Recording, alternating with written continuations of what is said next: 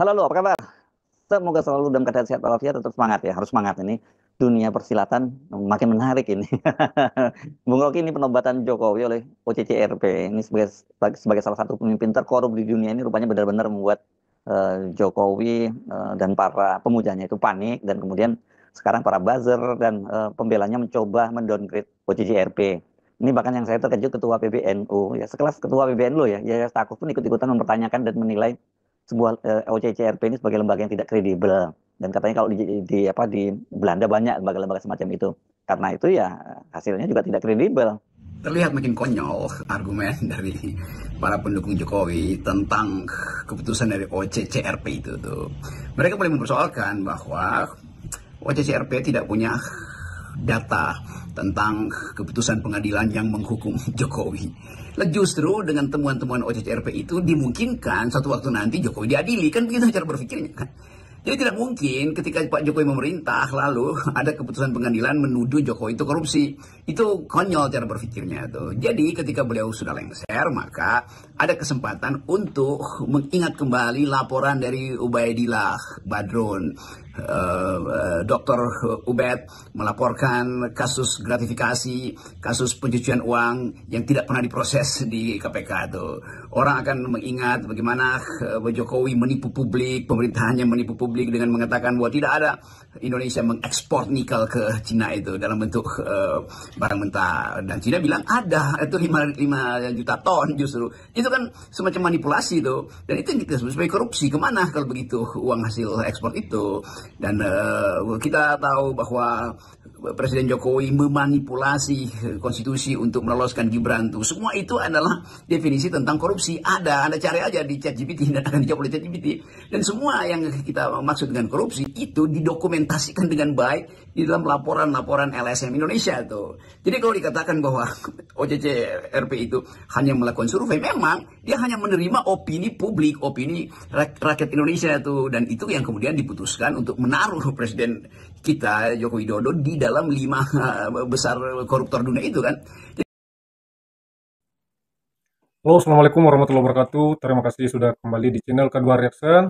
Dan kali ini kita akan melihat bagaimana percakapan antara Hersebuno Arip dengan Rocky Gerung dalam menanggapi reaksi dari para pemuja Mulyono yang tidak menerima kenyataan bahwa OCCRP menempatkan Mulyono pada salah satu tokoh terkorup di dunia dalam jurnal atau dalam penerbitan tokoh-tokoh terkorup di dunia. Nah, bagaimanakah percakapan antara Rocky Gerung dan Hersebuno Arip dalam melihat reaksi dari pesuruh-pesuruh atau pemuja-pemuja dari Mulyono ini? Sebelum kita lanjut, jangan lupa di komen, di like, dan di subscribe channel ini. Mari kita lihat. Jadi itu sebetulnya dasarnya. Kan nggak mungkin OCCRP itu datang untuk mencari data itu ke Solo, datang ke Istana Bogor untuk dapat datanya. Semua data itu ada di situ tuh, diucapkan oleh Rizal Ramli, diucapkan oleh Faisal Bahri, dua-duanya maaf udah almarhum, diucapkan oleh Ubed, diucapkan oleh BEM SI, dibongkar di bocor alus, di mana-mana data itu ada. Dan itu artinya publik punya ingatan tentang korupsi Jokowi, lalu dibaca oleh sistem internasional tuh. Jadi memang begitu mekanismenya kan. Itu yang menakutkan para jongos Jokowi, bahwa satu saat memang mereka nggak bisa kendalikan lagi opini publik kan. Jadi kalau bocor halus masih mungkin Tempo di hack, tetapi ini OCCRP itu ada bocor beneran. Jadi bukti bahwa Jokowi korupsi ya itu yang dilaporkan OCCRP. Dari mana OCCRP dapat data itu? Ya dari data pembicaraan publik yang tidak mungkin disidangkan di Indonesia. Begitu cara berpikirnya kawan-kawan yang makin lama makin dangkal membela Jokowi. Kan itu kita mau terangkan semacam itu. Sekali lagi, fungsi-fungsi itu yang dimungkinkan dalam sistem internasional, yaitu transaksi ide itu tidak mungkin dibatasi lagi oleh sistem hukum positif kita. Nah, ini tidak hanya menuduh OCCRP sebagai lembaga jadi-jadian, para pembela Jokowi ini menuduh ini sebagai lembaga bayaran, atau malah menyebutnya sebagai lembaga antek Amerika begitu ya. ini mereka ini ngomong berdasarkan kebiasaan mereka sendiri gitu ya. Jadi mereka nilai ya sama seperti yang perkelakuan mereka lah, kira-kira gitu ya, kalau ada muncul hal-hal semacam ini. Lalu muncul investigasi OCCRP dapat dana dari mereka yang anti Indonesia itu. Ya dengan sendirinya Kan orang yang merasa bahwa Indonesia itu sedang menurun di dalam segala hal, memburuk dalam demokrasi, maka filantropis dunia membiayai berbagai macam organisasi internasional untuk menerangkan kenapa Indonesia terjebak di dalam defisit demokrasi. How democracy dies itu dihasilkan melalui penelitian panjang bahwa elit Indonesia itu koruptor semua itu. Jadi itu dasarnya kenapa kita percaya pada sistem internasional, karena kita nggak percaya pada laporan dari dalam negeri kan. Jadi mereka kawan-kawan pemuja Jokowi ini harusnya mampu untuk melihat bahwa kita di watch setiap hari, setiap kali Anda pegang handphone, Anda tukar tambah informasi di situ, dan Anda mulai membujuk orang untuk percaya bahwa Jokowi itu bersih, semakin orang nggak percaya tuh. Lalu counter datanya diupload kembali ke cloud, ke sistem pemantauan data dunia, maka algoritmanya terbaca oleh sistem internasional, kan begitu harusnya. Jadi bukan sekedar berupaya untuk menghindar dengan satu kepastian bahwa itu bukan lembaga riset. Itu adalah lembaga riset yang basisnya adalah opini publik. Itu adalah lembaga riset yang basisnya ada keinginan untuk memperbaiki demokrasi di Indonesia tuh. Kalau begitu misalnya ketika awal reformasi itu Bank Dunia itu kirim banyak uang ke Indonesia untuk membekali negeri ini supaya jadi demokratis tuh. KPU dapat banyak uang, KPK dapat banyak uang, lembaga-lembaga survei di awal-awal itu harusnya tidak boleh berbisnis karena itu dana dari Bank Dunia atau dari PBB atau dari masyarakat sipil Amerika tuh. Apakah kita mesti mengatakan bahwa oke, kalau begitu reformasi kita itu dibiayai oleh asing? Begitu cara berpikirnya, kan dungu namanya kan. Justru ketika kita memulai reformasi, maka masyarakat internasional merasa perlu membantu Indonesia supaya ditumbuhkan institusi demokrasi, supaya value demokrasi itu dialirkan dengan cara beradab. Kan itu dasarnya tuh. Nah sekarang hal yang sama dilakukan oleh organisasi internasional untuk melihatkan bahwa Presiden Indonesia ke-7 itu adalah koruptor. Datanya mana? Ya semua data yang kita pernah percakapkan di media sosial, di talk show segala macam, kritik dari Said Didu, kritik dari FNN, macam-macam, itu yang kemudian diambil untuk dianalisis. Jadi memang metodenya ya begitu. Nggak mungkin ada metode tanya langsung ke Presiden Pak Jokowi, Anda koruptor nggak?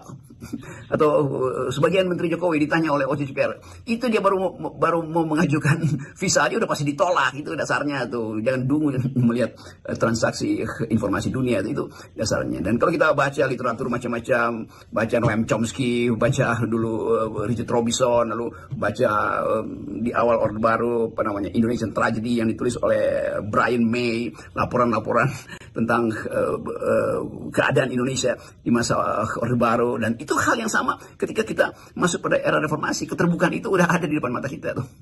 Jadi mereka yang menutup mata terhadap informasi lalu lintas informasi dunia itu namanya dungu 2 kali, karena dia nggak ngerti bahwa metode untuk menghukum sebuah negara justru dimungkinkan ketika fasilitas dalam negara itu menutup akses, maka terbuka akses lainnya, apa yang namanya akses sipil, dan itu yang diedarkan melalui Amnesty Internasional, Transparansi Indonesia, tuh bocor arus macam-macam lah, hal yang biasa dalam sistem pendataan publik global.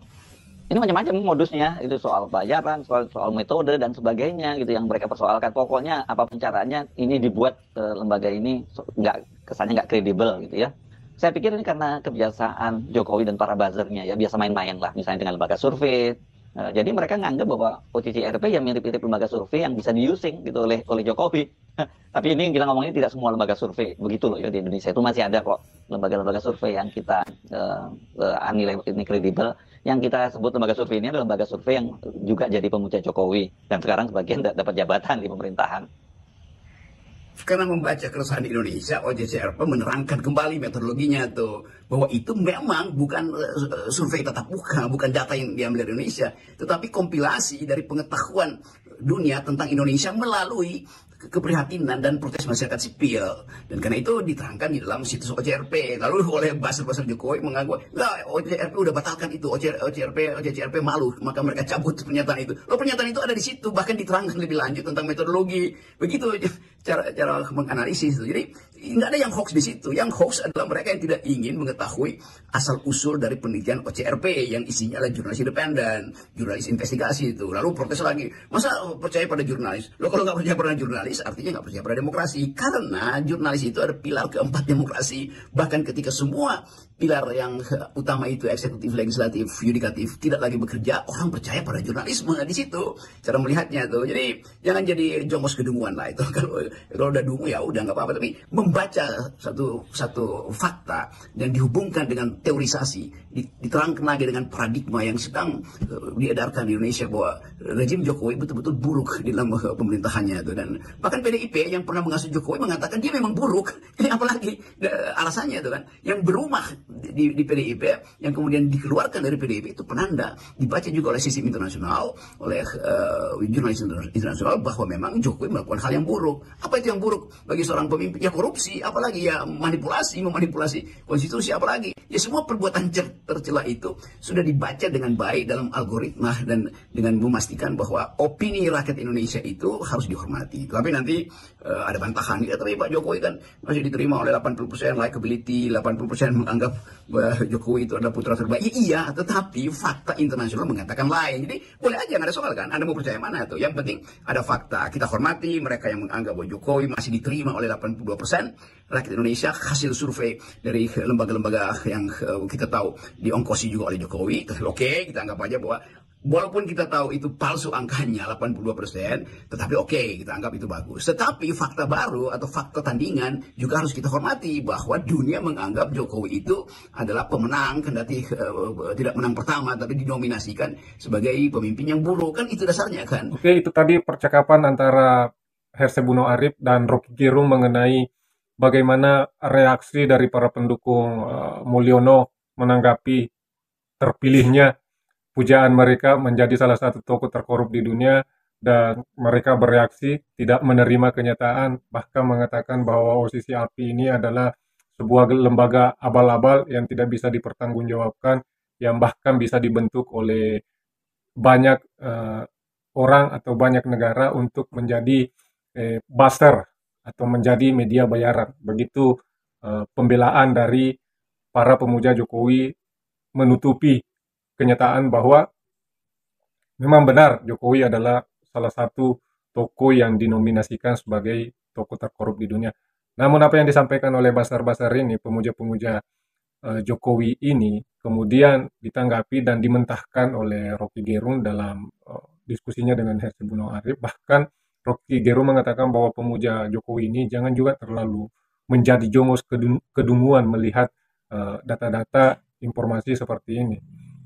Banyak perbandingan yang disampaikan oleh Rocky Gerung untuk mencerahkan pikiran dari para pemuja Mulyono ini untuk bisa melihat dan menerima kenyataan yang ada.